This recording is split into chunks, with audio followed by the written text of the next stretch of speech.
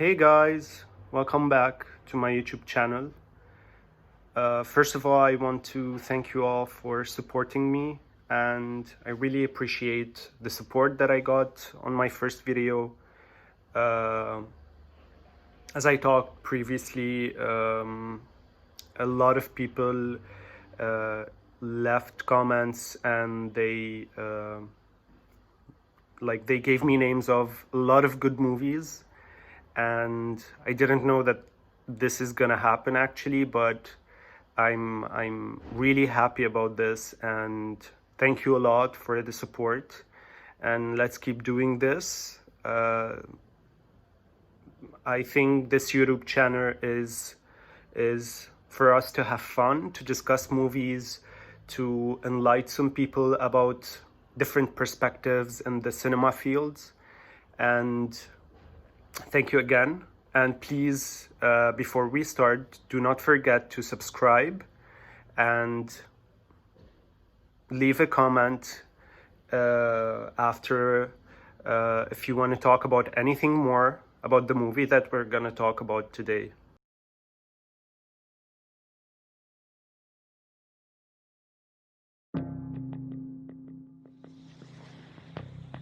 Give you a briefing about the institution? All I know is it's a mental hospital.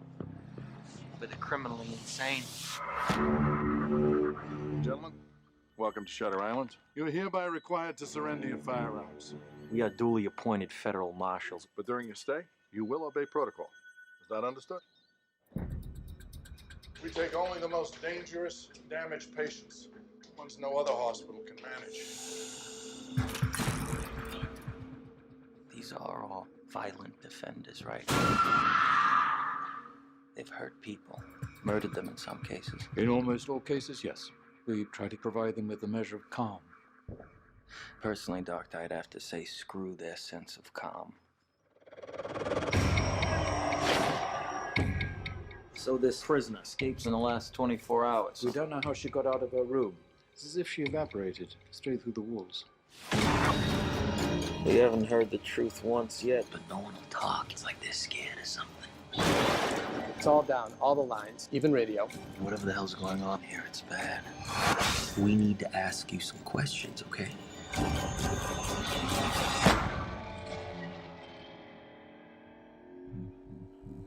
Do you know what fear does to the mind?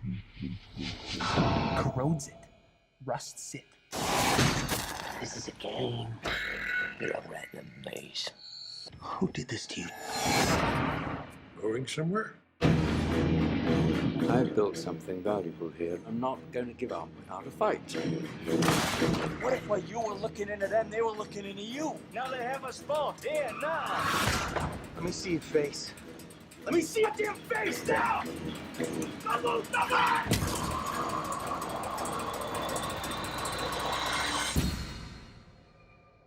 Wouldn't you agree? When you see a monster, you must stop it.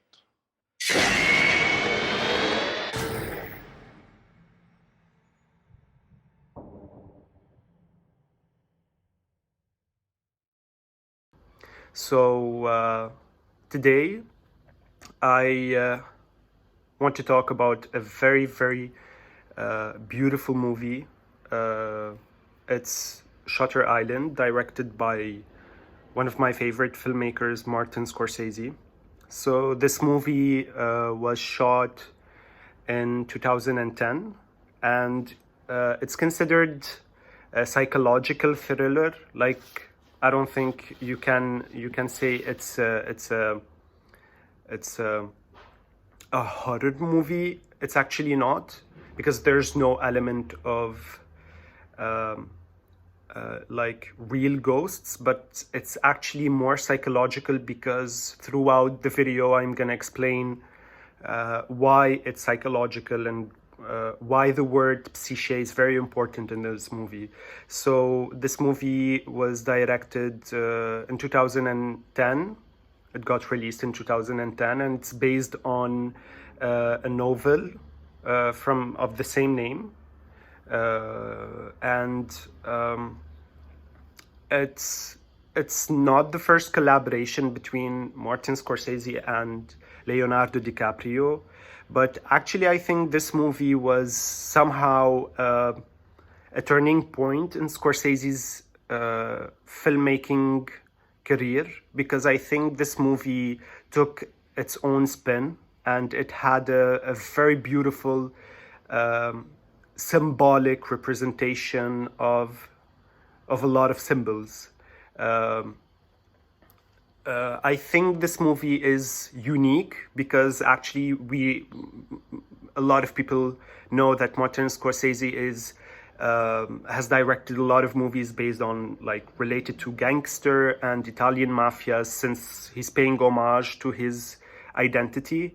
And this movie it actually pays homage again to his identity, but it takes a spin, and the spin was actually very interesting. As I mentioned, DiCaprio stars as a deputy marshal in this movie, who actually is investigating in a psychiatric facility on Shutter Island, the island that he went to, because he was actually invited, because he thinks that there's a patient who ran away from the facility and he wants to investigate. But the interesting part in this movie is actually the turning point, or the peak of this, the climax of this movie, where actually everything turns around. The spectator all the way was watching a movie where Leonardo DiCaprio, the protagonist, is following or trying to investigate and about a patient, where actually the climax was that he was the patient, and all of this, everything that was happening, it was happening inside of his mind. And what is very interesting about this movie, that it keeps the spectator in a position where he actually follows everything, because it has a lot of clues. And Martin Scorsese in this movie, he used symbolism a lot, because he wanted to talk about what's the meaning behind these symbols. The most two symbols that they were mentioned, or they were portrayed in the movie, were fire and water. And if I'm gonna take a very personal twist, and it's based on my own perspective, I actually think that in this movie, the fire is really a really significant symbol that connects the story throughout the movie, even water. But if we want to talk psychologically, we can relate the fact that fire can be associated with insanity, and water can be associated with the sanity. Why am I saying this? Because I think, from my own perspective, that if we start the movie, the first shot, we see Leonardo DiCaprio on a ship, and he's going to Shutter Island. But then we notice that water is making him sick. And that is the first clue that actually will help the spectator till the end of the movie to realize that water is what's going to bring the truth to Leonardo DiCaprio. It's very important to know that these two elements, water and fire, they work together in the movie. And as we noticed, that every single time he starts hallucinating about the events that happened from the concentration camps, where he was as a military man in the World War II, we can notice that fire is the first element that started stimulating his insanity. So the first time when he started hallucinating or he started dreaming about that event, we realized that this was the first time, or it was the perfect time, where Leonardo DiCaprio started losing his mind. And until the end of the movie, we always associate fire, because for him as a protagonist and from his own perspective, fire was the thing that stimulated the death of his wife, because he already mentioned it in the movie that she lighted a match and then she burned the house. But then again, we know that Andrew Ladis is the person who actually lighted the house on fire. And all of this makes no sense, because at the end of the movie we realize that Daddy Daniels, who is the name of Leonardo DiCaprio as the US Deputy Marshal, we realize that throughout the movie he keeps on talking about a person who is Andrew Ladis. But then he realized, and the spectator realized, that he is Andrew Ladis, and all of these informations, all of these symbols are actually encrypted in his mind, locked somewhere in his subconscious, where he doesn't want to face the truth. This is a very important element in the movie, because in my opinion, it's really, really significant how Martin Scorsese, and it's very interesting and amazing that how Martin Scorsese, he kept on working and he kept on playing on these two symbols. And the film revolves around the perception of reality and truth. And that's why I think, in my opinion, that the protagonist, Leonardo DiCaprio, Teddy Daniels, is actually the spectator. And throughout the movie, what Teddy Daniels is discovering, the spectator is discovering as well. And that is the significance of the work, because this element of suspense is kept on throughout the movie. And this is the power of actually having a good filmmaker doing this, because every single time I watch this movie, I discover stuff that I actually didn't discover the first time. And this is something very normal. It's not something new. But in this movie specifically, the symbols, the images, the hallucinations, I always keep, as a film critic, I always keep on asking questions that why this scene is here and why this happened here.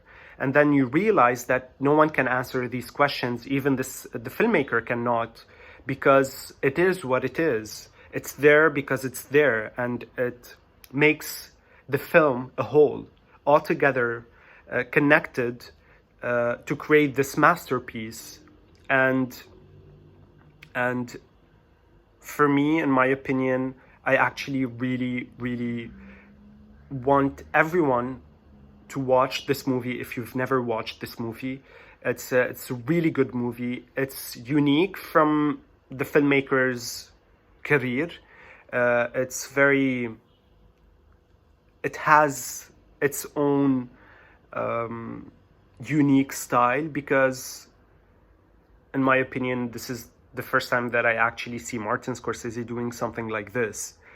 And I think after this movie, his career changed a little bit, because with Shutter Island, then The Wolf of Wall Street, then Silence, I think he took another path, a different path, where he changed from this film genre, which is gangster, film noir, to start actually becoming an auteur in what he actually do.